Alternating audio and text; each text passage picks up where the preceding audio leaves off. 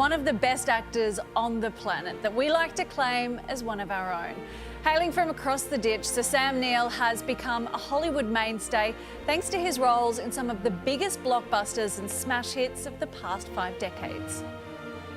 He was born in Ireland, raised in New Zealand, and then went on to take on Tinseltown. Sam Neill has lived a pretty incredible life. His career in front of the camera jump-started in 1977 with a breakout role in thriller Sleeping Dogs. I mean, don't you ever worry about killing the wrong man? And as is the case with any talented actor, Hollywood quickly took notice, Actually, I think I will need 2 wives. leading to some pretty unforgettable roles. It's a dinosaur. Not one to be pigeonholed, Sam has carved out an incredibly varied career, starring in everything from big-budget blockbusters to shows, dramas, thrillers and comedies, with plenty of Kiwi and Aussie films firmly in the mix. What's the fastest way out of here? Jetpack! Do you actually have a jetpack? No? For his latest role, however, Sam is getting personal, detailing his life in intimate detail in his new memoir, aptly titled, Did I Ever Tell You This? And I am absolutely thrilled to say Sir Sam Neill joins us live from the Gold Coast now. Good morning, Sam. Hey, bravo! Sam, congratulations on releasing your memoir. And I think I speak on behalf of all of us when we saw the news on Saturday. It was, devastation followed by relief. So how are you now? How is the cancer diagnosis? I'm absolutely great. I'm in remission. I've been in remission for about 8 months now. But I did have nothing to do while I was undergoing some pretty severe chemotherapy.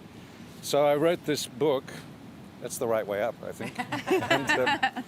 and it gave me something to do while there was really nothing to do. And I feel really good now. And I have to say it's been very heartening and touching to get all that warmth and response from people these last couple of days. It's been really surprising, amazing. Oh, well, I'm not surprised. You're such a loved person in Australia. And reading your book, you've lived such an incredible life so far. What was it like writing it all down, getting it all out and reliving it in this way? Yeah, it's, life goes on and you never think to sort of pause and think back on what's been. And it was lovely to sort of revisit things. My parents, for instance, who were so lovely and eccentric and strange, but gorgeous. I hadn't spent any time with them for such a long time. So to remember all that was a great pleasure. I want to take you right back to the beginning of your career, because when you started out, there really wasn't a film industry in New Zealand at all. But your first major film, Sleeping Dogs, was a huge success. And it really started you on the track to where you are now, didn't it? Yeah, look, I never really imagined I would have a career in film, let alone a career as an actor. And it was a complete surprise to me that happened. But the surprise really started, we took Sleeping Dogs to New Zealand, and then I got cast in a film called My Brilliant Career in Australia. And that made it possible for me to become a full-time actor. So I've been very grateful to Australia ever since, because at the rather advanced age of 30, I suddenly realized I could make a living at what I loved best. And I've sort of never looked back, but until now, when I wrote this, and it's been good to look back. It's been really good for me. And how do you feel being claimed as an Aussie? I mean, he's Australian. You've made so many brilliant Aussie films. How does it make you feel to know that we've adopted you as one of our own? I'm immensely flattered by it. And I always love being here. Here I am on the Gold Coast, and there's a bit of everything. We've just had an intense shower, even though the sun's out. 31 in showers, and we just got a dumping on. Now, I'm always comfortable here. I find Australia a really exciting country. I've got so many friends here. And I love working in Australia as well. So it is my second home, and I love being here. It's been a great pleasure. Look, I don't think that we could talk to you this morning without talking about one of your most famous roles, Dr. Alan Grant. Can you believe that Jurassic Park turns 30 this year? I'm not saying that to make you feel old, Sam. 30 years, yeah. It does seem a while ago. We were just young people then, but we weren't really that young. I think we were already in our 40s or something like that. Well, I was. Well, actually, having said that, Laura Dern was in her 20s, and there was an article in the Hollywood Reporter or something about geezers and gals, you know, sort of Yeah, terrible I've age seen that. disparities, Yeah. which has always amused me and Laura, who's one of my closest friends. But yeah, that was 30 years ago. It seems ridiculous, but they've made 6 Jurassic films since then, and it still remains the biggest franchise of all time. So, go figure. Dinosaurs. What an incredible thing to have been a part of. And like you said, you're really great friends with Laura. And you and Jeff Goldblum, you're pretty jazzy together. Yeah, I love it. I love the dynamic that you guys have.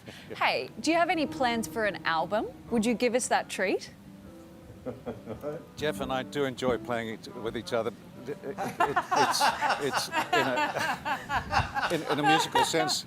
Sam, I've got to remind you that you are on the Today Show, so you have to be very careful with your words. Carl is standing by, ready to jump in at any moment.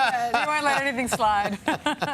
But I don't think an album is going to happen. I'd hate to show Jeff up. He's a really professional musician. He has his own orchestra, for goodness sake. But when it comes to singing, I've got him beat. Of course you do, hands down. Hey, one of the things that you touch on in the memoir is your screen test for Bond, James Bond. And we have that screen test. Have a look at this, everyone. Oh my God, no. So you're Tatiana Romanova.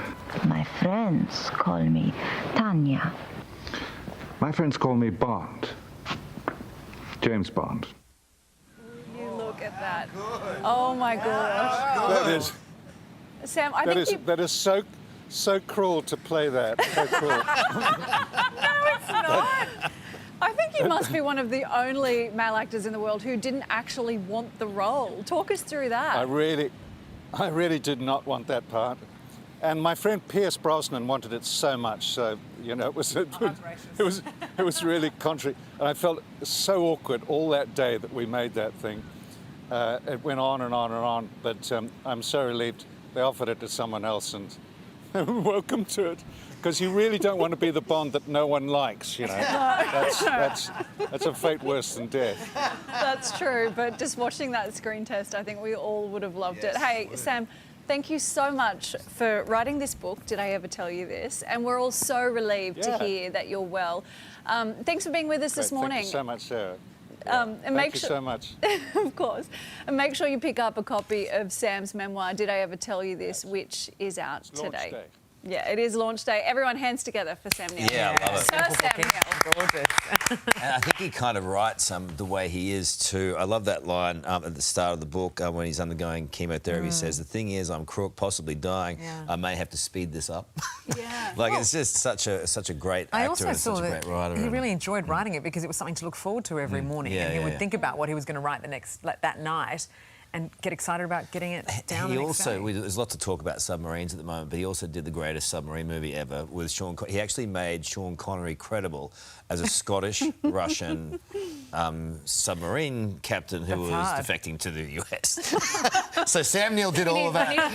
Thank goodness he didn't get Bond. That's right, Sam Neill. Hey there, Today fans. Sarah and What's my name again? oh my God, Carl. Hey, thanks for watching our YouTube channel, though. Subscribe now for more news, special reports, and amazing Aussie stories. And Carl misbehaving, Whoa, of course. that never happens. Always happens. What's she talking about?